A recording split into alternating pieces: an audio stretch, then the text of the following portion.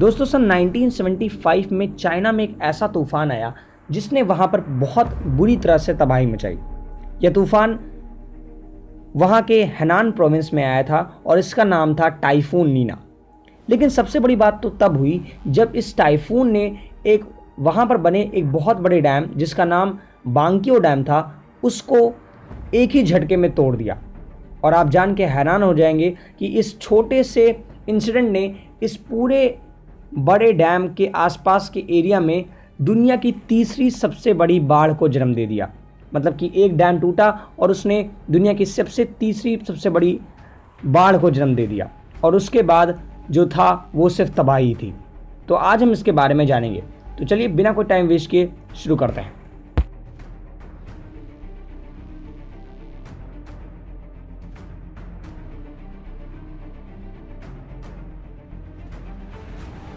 दोस्तों बांकियो डैम्स का construction China government ने 1951 में स्टार्ट किया और उसको हेल्प मिली थी उस समय के रशिया यानी कि सोवियत संघ से।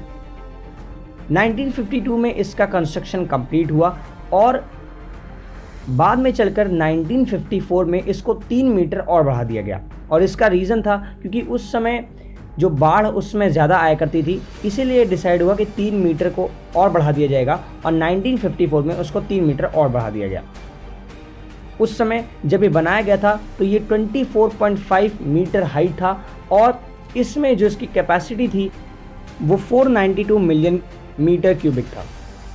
आपको बता दें कि उसको बनाने के समय ये जो डैम था, ये जब बन रहा था तो वहाँ पर पूरी जो कंस्ट्रक्शन टीम थी उसमें कंस्ट्रक्शन टीम ने बोला था कि आपको इस डैम में जो पानी निकलने के रास्ते हैं, जो निकासी का द्वार है, उसको 12 द्वार बनाने चाहिए। लेकिन चाइना गवर्नमेंट ने कम पैसे की वजह से और वहाँ पर थोड़ा भ्रष्टाचार भी था, इसकी वजह से उन आर्किटेक्ट्स की बात नहीं मानी गई और सिर्फ 5 डैम के गेट ही बनाए गए। और ये एक one of the biggest reason था क्यों डैम फॉल हुआ। अगर दूसरी रीज़न की बात करें तो वहाँ पर जब ये डैम बनाया गया तो उस समय जो चाइना गवर्नमेंट था उसके पास हाइड्रोलॉजी डेटा, यानी कि वाटर किस तरह वहाँ पर भरता है, किस तरह पानी बरसात होती है और कैसा कैसा वाटर का चेंजेस आते हैं वहाँ पर वाटर लेवल का, इसके बारे में चाइना गवर्नमेंट को ज़्यादा पता नहीं था। तीसरा प्रॉब्लम ये आई कि जब ये बनाया जा रहा था डैम, तो बनाने के बाद क्योंकि बहुत ही बेकार कंस्ट्रक्शन मटेरियल का इस्तेमाल किया गया था, इसलिए उसके बनाने के कुछ सालों बाद ही पूरे डैम में बड़े बड़े क्रैक्स दिखाई पड़ रहे थे। रेस्टोरेशन का काम होता था लेकिन फिर से वही भ्रष्टाचार की वजह से वो भी ज़्यादा नहीं होता था। और इसकी वजह से एट द एंड जब पानी का तूफ़ान आया, जब नानी तूफ़ान आया, तो उस समय भी डैम में बड़े बड़े क्रैक्स थे जो टूटकर पूरे डैम को बर्बाद कर दिए।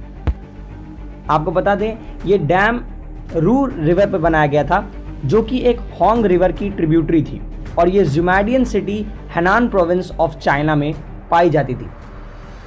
आपको बता दें ये डैम का कंस्ट्रक्शन फ्लड को कंट्रोल करने के लिए और हाइड्रो इलेक्ट्रिसिटी जनरेट करने के लिए किया गया था।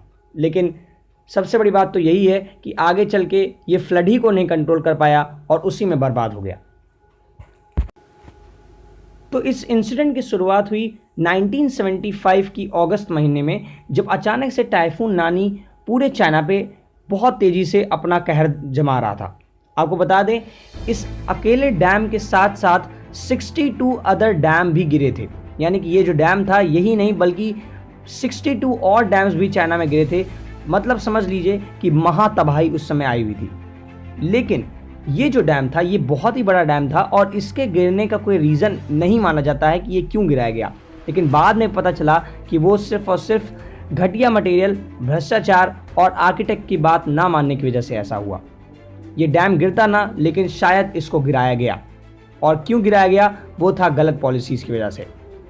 तो जब ये डैम गिरा तो जैसा कि मैंने आपको पहले बताया कि जो पानी था वो इतना ज़्यादा हो गया कि वो पूरे हेनान प्रोविंस में बढ़ गया और अभी तक आए पूरे विश्व में सबसे बड़ी बाढ़ों में ये तीसरे सबसे बड़ी बाढ़ बन गया उस समय।